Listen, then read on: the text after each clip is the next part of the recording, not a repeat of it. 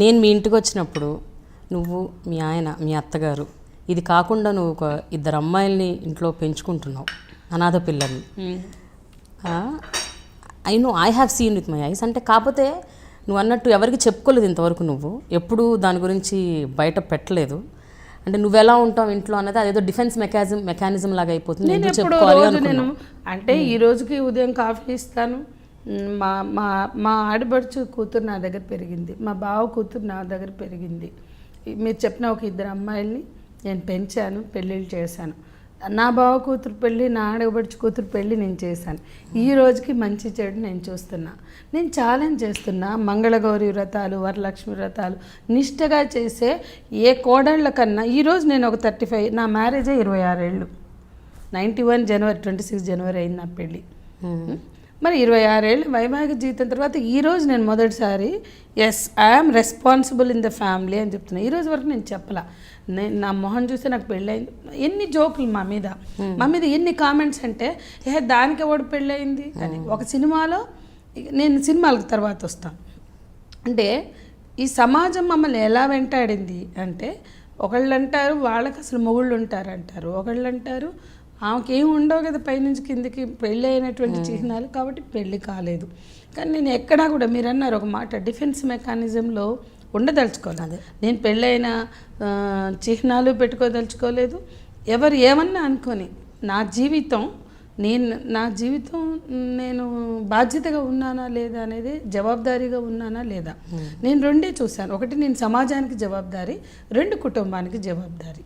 నా చుట్టూ ఉన్నటువంటి స్నేహితులు కావచ్చు, బంధువులు కావచ్చు, వాళ్ళకి నేను జవాబుదారీ, ఈ సమాజానికి జవాబుదారీ. కానీ అందులో వాళ్ళు ఎంతవరకు ఇష్టపడ్డారు, ఎలా ఉంటుంది. పెళ్ళైన వెంటనే నేను పిల్లల్ని ఎందుకని, పెళ్ళైన వెంటనే ఫంక్షన్లకు వెళ్ళినా ఎక్కడికి వెళ్ళినా ఈ రోజు కూడా బిడ్డల్ని కనకుండా వచ్చిన మనిషికి కొన్ని ఫంక్షన్స్లో, అంటే ఇప్పుడు మేము చాలా వరకు నేను వెళ్ళను, 1-2 సందర్భాల్లో కొత్తలో వెళ్ళినప్పుడు ఇటువంటి మాటలు కూడా వినిపించాయి. సరే, ఇవన్నీ కామన్. నాలాంటిది వాటిని భరించడానికి సిద్ధం, లేకపోతే పాపం మామూలు వాళ్ళని మనం ఇక అసలు వాళ్ళ పరిస్థితి ఎంత హారబులో మనం అర్థం చేసుకోవచ్చు. అక్కడి నుంచి మొదలు పెడితే అసలు ఈవిడ బాధ్యతగా, అంటే ఒక భార్యగా, ఒక కోడలుగా, ఒక గృహిణిగా, ఒక స్త్రీగా ఉందా, ఉంటుందా అనేది సమాజం వెంటాడుతుంది. ఎందుకు నా మీదే ఎందుకుంది అంటే, నేను లైమ్ లైట్లో ఉన్నా, లేదా ఒక అధ్యక్షురాలుగా ఉన్నా, లేదా మహిళల పక్షపాతిగా ఉన్నా, మహిళల గొంతునై నిలబడి ఉన్నా, అది తప్ప ఇంకేముంది. నేనేమన్నా స్కాముల్లో ఉన్నానా, నేనేమన్నా దోచానా, నా మీద చిన్న ఆర్థిక ఆరోపణ లేదు. నేను ఒకటే చెప్తున్నా, నేను 35 ఇయర్స్లో 35 రూపీస్ 35 పైసా నేను ముట్టలే ఎవరిది. నేను ఇన్ని కేసులు చేశాను, ఇన్ని ఉద్యమాల్లో పాల్గొన్నాను, ఇన్ని చేశాను కదా, ఎవరి దగ్గర రూపాయి ముట్టలేదు. నేను ధైర్యంగా లైవ్లో కూడా చెప్పాను. అంటే ఎందుకు నా మీద మరి అంటే, ఒక భావజాలానికి వ్యతిరేకంగా ఉన్నామని. అంటే ఇవాళ ఆ రోజు అంబేద్కర్ గారు హిందూ కోడ్ బిల్లు ప్రవేశపెడితే పటేల్ గొడవ చేశాడు బిల్లు పెట్టగానే, హిందుత్వానికి అపచారం అని. నెహ్రూ గారు అన్నారట, హిందుత్వానికి అపచారం కాదు, ఈ బిల్లు పెట్టి తీరాలా స్త్రీ పురుష సమానత్వం కోసం. ఏముంది అందులో హిందూ కోడ్ బిల్లులో? దత్తత, వివాహం, విడాకులు, ఆస్తి హక్కు, ఈ 4 కదా పాపం అంబేద్కర్ ఆలోచించి ఈ దేశంలో సగభాగమైన మహిళలకి కనీసం సమానత్వం లేకపోతే ఎట్లా? రాజ్యాంగంలో ఉన్న సమానత్వం వీళ్ళకి ఎట్లా వస్తుంది? హిందూ మతం లేదా మతాలు ఇవి అడ్డుపడుతున్నాయి. వివాహం, విడాకులకి కండిషన్స్, దత్తత హక్కు లేదు, విడాకులకి సరైనటువంటి అవకాశాలు లేవు, ఆస్తి హక్కు అసలే లేదు. కాబట్టి ఈ స్త్రీలు ఎప్పటికి బాగుపడతారు? వీళ్ళు ఎప్పుడు స్వేచ్ఛగా ఎదుగుతారు? వీళ్ళు ఎప్పుడు సమానత్వాన్ని అనుభవిస్తారు? రాజ్యాంగంలో ఆర్టికల్ 14 నుంచి 21 వరకు ఉన్నటువంటి సమానత్వం వాళ్ళకి అందడం అనేది ఈ దేశంలో సాధ్యమయ్యే పని కాదు. కాబట్టి హిందూ కోడ్ బిల్లు వస్తేనే అది అందుతుంది. ఈ దేశంలో సగభాగమైన మహిళలకి నిజమైన సమానత్వం అందాలంటే ఆ వైపుగా ప్రయాణం జరగాలన్నా కూడా ఖచ్చితంగా ఈ మతపరమైనటువంటి నియంతృత్వం లేదా మతపరమైనటువంటి నియంత్రణల నుంచి, ఆంక్షల నుంచి స్త్రీలకి వెసులుబాటు కల్పించాలి, ఒక ఆసరా ఇవ్వాలి అనుకుని ఆయన హిందూ కోడ్ బిల్లుని పెట్టారు. పెడితే హిందుత్వానికి అపచారం అని గోల చేస్తే నెహ్రూ గారు ఎంతకీ లొంగలేదు. ఖచ్చితంగా ఈ బిల్లు రావాల్సిందే అని మాట్లాడితే వీళ్ళందరూ లాబింగ్ చేసుకుని వెళ్ళి ఈ బిల్లు కనుక వస్తే ప్రభుత్వం కూలిపోతుందన్నారు. అయినా సరే లొంగలేదు అటు అంబేద్కర్ కానీ ఇటు నెహ్రూ గారు కానీ. ఆ తర్వాత దేశానికి మొట్టమొదటి రాష్ట్రపతి అయినటువంటి బాబు రాజేంద్ర ప్రసాద్ దగ్గరికి వెళ్ళి వీళ్ళంతా కలిసి క్యాపిటలిస్టులు ఆనాడున్న టాటా, బిర్లా, మఫతులాల్ ఇటువంటి వాళ్ళందరినీ కలిపి భారతదేశంలో కొత్తగా ఏర్పడినటువంటి ఒక రాజ్యాంగం, ఆ రాజ్యాంగంలో భారత నవనిర్మాణం జరుగుతుంది. ఎన్నో పెట్టుబడులు పెట్టాం, ఎన్నో ప్రాజెక్టులు పెట్టాం. మొదటి పార్లమెంటే కూలిపోతే మా పెట్టుబడులు ఏం కావాలి అని చెప్పి పెట్టుబడిదారులందరూ గగ్గోలు పెట్టి నెహ్రూ దగ్గరికి వచ్చి బాబు రాజేంద్ర ప్రసాద్తో ఒక స్టేట్మెంట్ ఇప్పించారు వీళ్ళందరూ పటేల్ నాయకత్వంలో. హిందూ కోడ్ బిల్లు కనుక వస్తే నేను సంతకం పెట్టను అని బాబు రాజేంద్ర ప్రసాద్ అన్నాడు.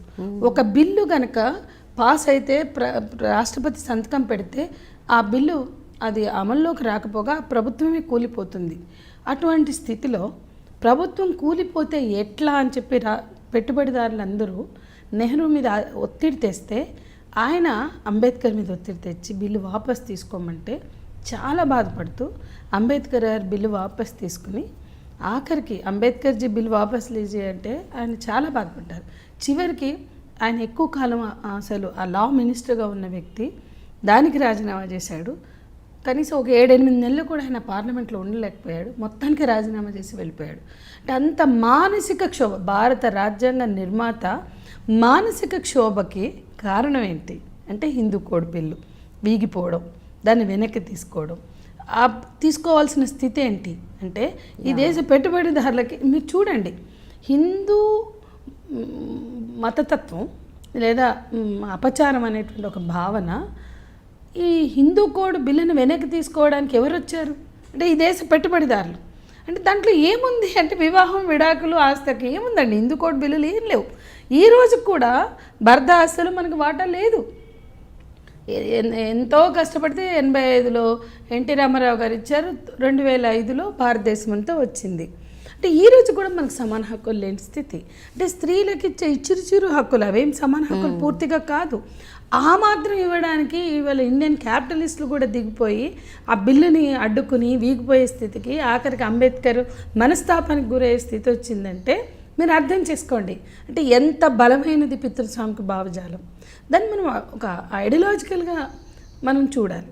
ఇది మొదటి నుంచి కూడా మేము నా మీద జరిగింది, నేను నా వ్యక్తిగతంగా నేను అందుకే భావించను, అందుకే నేను ఎప్పుడు మాట్లాడదలుచుకోలేదు.